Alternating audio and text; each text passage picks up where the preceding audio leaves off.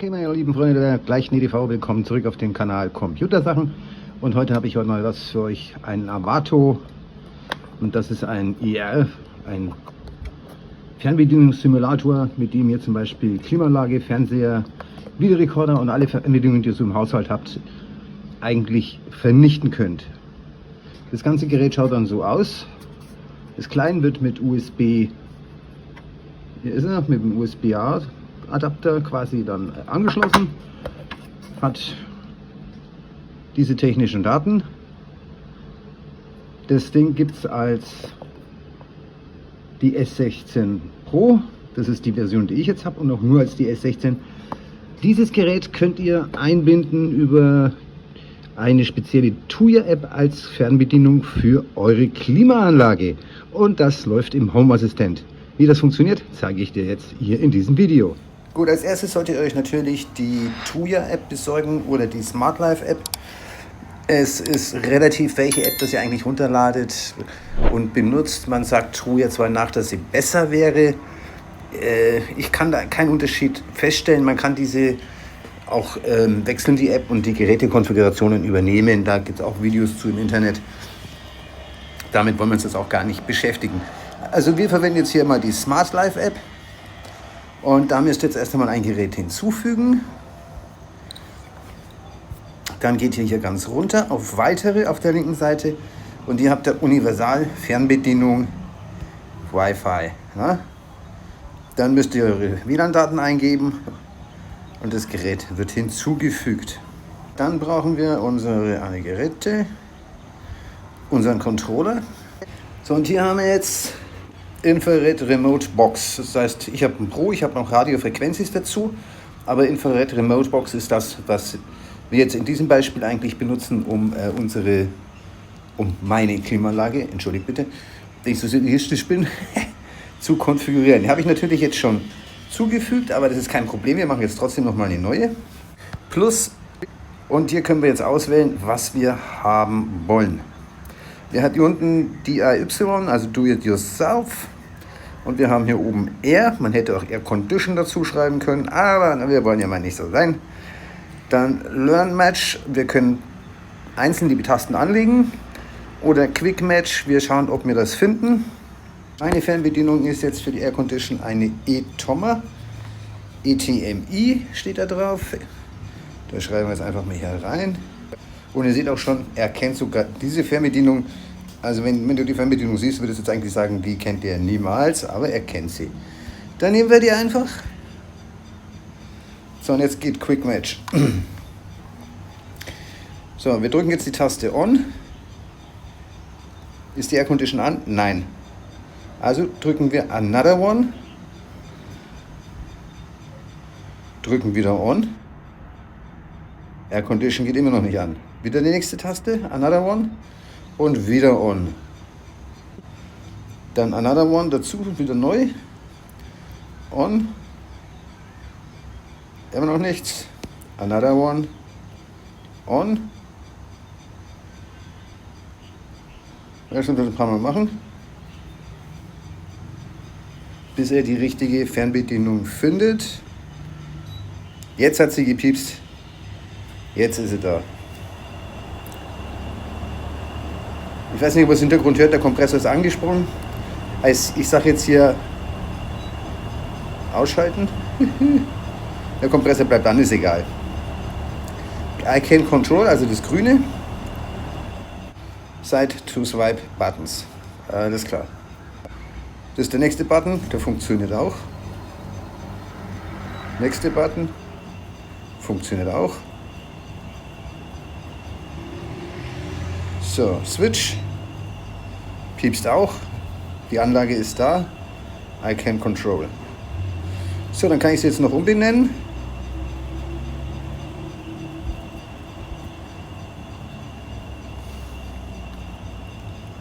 Test für Video, konform, Fernbedienung ist drin und passt. So, da hat er mir jetzt natürlich die andere überschrieben. Finde ich witzig. Okay, wahrscheinlich, weil es dieselbe Fernbedienung ist mit dieselben Codes.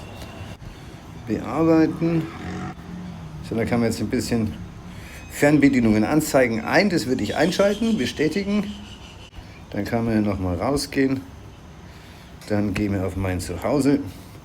Und hier habe ich jetzt hier unten AirTest für Video meine Fernbedienung angelegt. Und weiter geht's in Sauseschritt zum nächsten Schritt.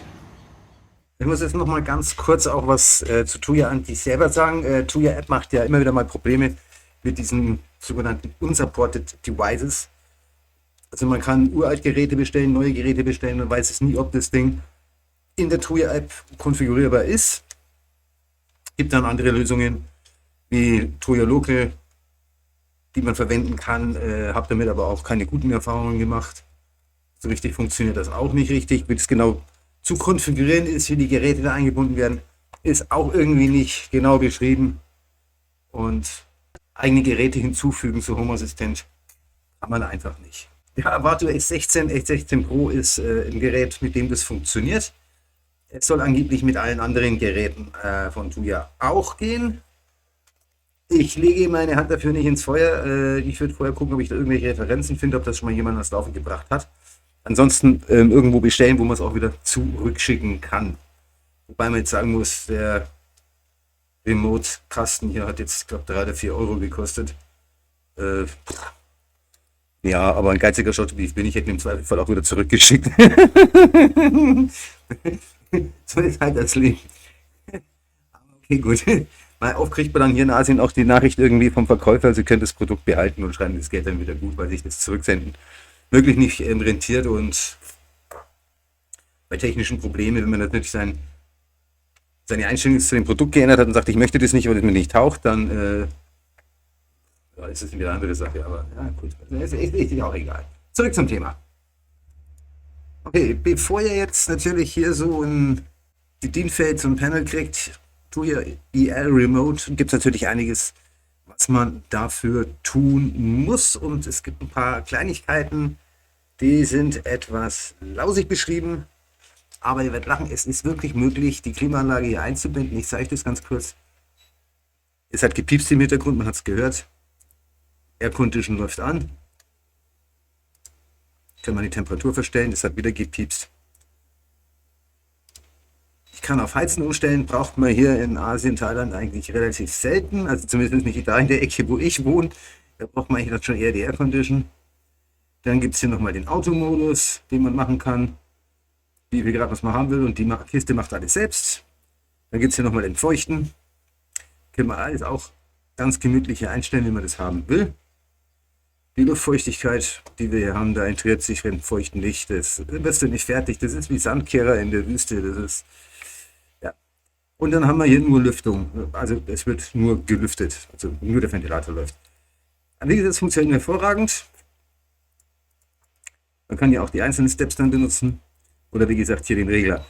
So, was brauche ich, damit ich das machen kann? Also es ging eigentlich um eine kleine Wette. Ich wusste bis jetzt auch nicht, dass es diese App gibt.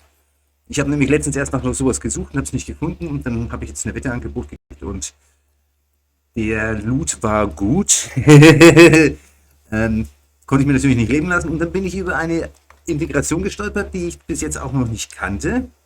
Deshalb denke ich, es mal ganz interessant, wenn man die ein bisschen einstellt, weil die wenigsten vielleicht wissen, dass es die gibt. Wir gehen mal unter Einstellungen, Geräte und Dienste. Und dann habt ihr hier die App Tuya Smart IRAC. Ich habe im Internet gelesen, man kann damit auch andere Fernbedienungen simulieren und benutzen. Habe ich jetzt noch nicht gefunden, soweit habe ich mich damit nicht beschäftigt. Ich habe mich jetzt eigentlich damit begnügt, meine Air Conditioner ans Laufen zu kriegen, weil wenn es hier 35 Grad in der Bude hat, dann muss das Ding angehen, weil sonst steigen wir die Miner reihenweise aus und gehen in den Safe Mode und dann produzieren die nichts mehr, fressen aber trotzdem gut Strom. Das ist dann dekonstruktiv. Das möchte ich natürlich nicht. Und deshalb war mir dieses IRC hier eigentlich jetzt. Also ich zeige euch die Einrichtung einer Klimaanlage mit Fernbedienung. Ihr braucht die Klimaanlage dafür nicht öffnen. Ihr braucht nicht in der Klimaanlage rumschrauben, irgendein Bauelement austauschen, damit sie WLAN-fähig ist und sonstiges. Ihr kauft euch diesen IR-Empfänger. Auch das Setup von dem IR-Empfänger zeige ich euch dann gleich, wie ihr das installiert. Alles, was ihr dazu braucht, erfährst du hier in diesem Video. So, alles, was ihr braucht in diesem Video. Ja, das ist eine feine Sache. Wir fangen am besten, würde ich sagen, in der Tuya Developer Plattform an. Das ist diese hier, jene welche einer. Die hat vielleicht der ein oder andere auch schon mal gesehen. Da ist es jetzt einfach, ja, Voraussetzung, dass du dich eigentlich quasi da anmeldest, weil das brauchst du. Dieser Account ist kostenlos und dann gehst du hier auf Cloud, erstellst hier ein Projekt. Da gibt es genügend Video, wo das ausführlich beschrieben ist. Also ich muss da jetzt nicht darauf eingehen, wie man einen Tuya Developer Plattform Account macht. Da gibt es genügend und ich konzentriere mich auf die wesentlichen Dinge, die nicht so bekannt sind, damit diese Lücke auch gefüllt wird. Das bedeutet jetzt halt alle. Das war das letzte Projekt, was ich angelegt habe. Das heißt einfach Voltmeter, das könnte ich umbenennen, aber das ist jetzt eigentlich egal. So, dieses Projekt würde ich jetzt einfach mal aufmachen. Wie gesagt, wenn du noch kein Projekt hast, weil du einen neuen Account erstellt hast, musst du jetzt hier ein neues Projekt erstellen. Gut, dann brauchen wir, jetzt müssten wir eigentlich nochmal zurück in Home Assistant, HACS, den HACS. Ist natürlich zu den gewandten Englisch, aber das ist nicht so schlimm, das kriegen wir hin. Den müsstest du runterladen und installieren. Allerdings, Nachtigall, die Kirche wieder Fratzen. Wir müssen als allererstes, wenn wir es mal durchlesen, diese Informationen besorgen. Hier steht es auch nochmal drin mit der Tuya-Plattform. Dann musst du die Plattform konfigurieren. Und das funktioniert erst, das steht auch hier irgendwo dazwischen, wenn ihr das hier eingegeben habt. Also in der Reihenfolge das jetzt einfach mal zu machen. Wir brauchen diesen Code. Der muss dann in unsere Config-YAML-Datei reingeschrieben werden.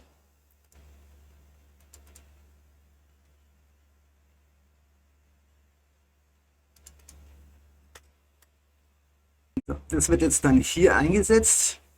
Also ich habe es schon drin stehen, von daher gesehen, also das fügt ihr jetzt hier ein. Und jetzt kommen wir auch schon wieder zurück auf diese Access-ID, Access-Secret und das Country. Das brauchen wir als allererstes jetzt mal aus unserer Tuya-App. Das heißt, wir gehen wieder zurück in unseren Safari. So, und hier unten habt ihr jetzt Autorisations-Key. Da steht die Access Client ID. Ich habe jetzt natürlich jetzt meine Daten ausgegraut, weil die gehen euch natürlich nichts an. Die sind natürlich vertraulich. Und dann auch den Access Secret Key. Diese Daten fügst du jetzt quasi hier ein. Access ID, dann Access Secret und das Land. Bei euch wäre das wahrscheinlich EU oder sowas. Bei mir ist Asien, gibt es keinen eigenen. Ich habe Datencenter US, also Amerika. Das muss jetzt hier rein. Dann muss diese Config natürlich gespeichert werden. Muss also die Config-YAML speichern. So, dann brauchen wir hier Entwicklerwerkzeuge, Konfiguration prüfen. Dann sollte hier natürlich stehen, die Konfiguration verhindert nicht den Neustart von Home Assistant und dann neu starten. So, das warten wir jetzt natürlich ab mit dem Neustart und dann geht es gleich weiter. So, wenn unser Home Assistant wieder hochgedüst ist, dann brauchen wir wieder Einstellungen. Nein, Quatsch. Den HAS. Dann werden wir hier oben diese App installieren. Die lässt jetzt also quasi zu deiner Integration dazufügen. Klickst du an und wird installiert und dann musst du Home Assistant nochmal neu starten. Eigentlich könnte man den ersten Neustart weglassen und sich nur mit diesem Neustart begnügen, ist jetzt aber auch. Ich gehe es jetzt mit euch Schritt für Schritt durch, damit es einfach wirklich klar ist. Gut, dann haben wir das drin. Dann gehen wir automatisch Geräte und Dienste. Dann Integration hinzufügen. So, dann nimmt er jetzt die Tuya Smart DC und dann bekommt er jetzt dieses Abfragefenster. Wicklige Teil. Infrarot Hub ID, Air Condition ID, das sind zwei sehr interessante Felder. Wie komme ich jetzt daran? Das geht nämlich jetzt über diese Tuya Developer App wieder. Und hier muss ich jetzt erst einmal nachschauen, Services API. Wenn du den Account neu angelegt hast oder auch schon hast, check das jetzt bitte einfach ab, ob du das auch drinnen hast. So, und hier muss jetzt auftauchen, der IoT Core muss drin sein, den braucht ihr für diese Aktion, und den ER Control Hub Open Service. Die beiden müssen hier drin stehen. Und über die Details, da kommst du dann dahin, dass du das einfügen kannst, falls dir das hier fehlt. Okay? So, dann gehen wir jetzt noch einmal zurück Devices. Da findest du nämlich jetzt diese Daten, die du brauchst. Mein Internet ist halt wieder freundlich schnell. Es hat nicht nur alles Vorteile, es hat auch Nachteile. So, dann haben wir jetzt hier Devices. So, und dann habe ich jetzt erst einmal das eigentliche Gerät, den Smart RIRF Remote Control. Das ist die Schachtel, die ich am Anfang gezeigt habe, der X16 Pro in meinem Fall. Das ist einmal der eine. Und da brauchst du diese Device-ID. Die kannst du jetzt kopieren. Den Home Assistant, Infrared Hub V. So, jetzt geht's weiter. Jetzt machen wir Debug Device. Und diesen Key findet ihr jetzt nur, diese ID findet ihr jetzt nur, wenn ihr diese ID Remote Control Service unter den APIs drin habt. Ne? Der muss drin sein, sonst findet ihr den nämlich jetzt nicht. So, da haben wir Kamera, Badlampe, Lampe, Lampe. Das ist Smart EF Remote Control. Das ist der, den wir schon aufgeschrieben hatten. Und hier ist der Air Conditioner. Der ist es. Das ist die zweite ID, Device ID, die du brauchst. Auch mit Command C einfach kopieren. Dann wieder zurück. Air Condition ID einfügen. So, Air Control Name. OTAC, also Remote Air Condition zum Beispiel. Dann könnt ihr jetzt einen Temperatursensor damit verbinden. Das ist natürlich eine ganz gewandte Geschichte. Da ist nicht nur ein Sensor in der Klimaanlage drin, sondern einen zusätzlichen dazu. Kannst du aber auch leer lassen. Das ist, wie du es haben möchtest. Einen Luftfeuchtigkeitssensor konntest du noch dazu tun.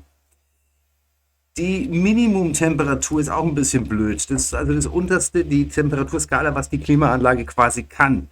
Wenn 16 Grad das kälteste ist, kommt hier 16 rein. Ne? Also nicht Minimumtemperaturen hier eintragen, sondern es sind die Werte gemeint, die die Anlage unterstützt. Also wenn ich jetzt hier 14 reinschreibe und die Anlage kann nur 16, dann, ich habe es nicht ausprobiert, was passiert, aber das ist falsch. Wenn die Anlage maximal 16 kann, was du mit der Originalfernbedienung einstellst als tiefste Temperatur, dann kommt der Wert 16 hier rein und das ist die Maximumtemperatur, die maximale Temperatur. Dann Step Temperatur, den machen wir auf 1. Könnte ich natürlich auf 5 Grad machen, aber so große Temperaturschwankungen mag ich persönlich jetzt eigentlich nicht. So, hier kommen so ein paar so Einstellungen, da bin ich auch nicht so ganz schlüssig draus geworden, was man eigentlich machen kann. Hier kann man eigentlich gar nichts auswählen. Das ist einfach so. Ja, lassen wir einfach so. Dasselbe geht hier für Support Fan Speed Mode. Und dann haben wir hier noch diverse Settings, die man einschalten kann. Also ich habe die jetzt alle eingeschaltet. Expose Config Sensors, also dass er die Konfigurationssensoren veröffentlicht. Default Fan Speed Settings, also dass er einen Default-Wert auch verwenden kann. Und Default-Temperatur, die man dann auch vorgeben kann. Das ist möglich, das kann man dann einstellen. Das zeige ich euch dann noch, das kommt noch. So, dann Compatibility-Optionen. Da könnt ihr jetzt dann hier noch einige Anpassungen vornehmen. Aber wie gesagt, die könnt ihr doch noch mal ändern. Das ist je nachdem, was ihr halt haben wollt. Ja? Dann könnt ihr noch hier Set Minimum Temperatur in Dry Mode, Set Fan Speed in Dry Mode. Das kann man dann für den Trocknungsmodus, also den Feuchtigkeitsmodus, kann man hier auch nochmal anpassen. Und dann machst du hier OK und dann ist die Sache drin. Wenn das nicht OK geht, wenn es nicht erfolgreich ist, dann musst du diese Dinge nochmal konfigurieren. Kannst du reinschreiben, was du willst. Aber diese zwei oberen Felder hier sind wirklich ausschlaggebend.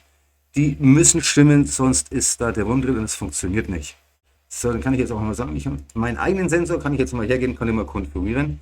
Das seht ihr jetzt auch, ich habe da auch nichts anderes eingestellt. Ne? Alles auch Default. Temperatursensor könnt ihr also nachträglich noch hinzufügen. Feuchtigkeitssensor kann man nachträglich noch hinzufügen. Könnt ihr noch machen. Ihr habt die gesprungen.